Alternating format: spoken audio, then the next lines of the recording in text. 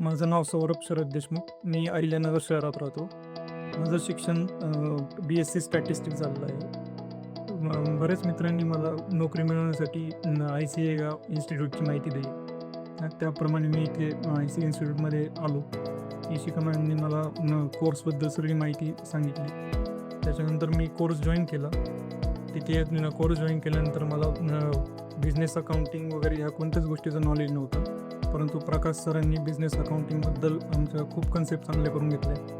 त्याच्यानंतर GST, taxation, Excel वगैरे या सगळ्याच गोष्टी आमच्याकडून चांगली तयारी करून घेतली. ज्याचा फायदा आज आम्हाला नोकरीमध्ये होतो आहे. आणि मी नोकरी गणराज इस्पात प्रायव्हेट लिमिटेड सुपा येथे करतो आहे.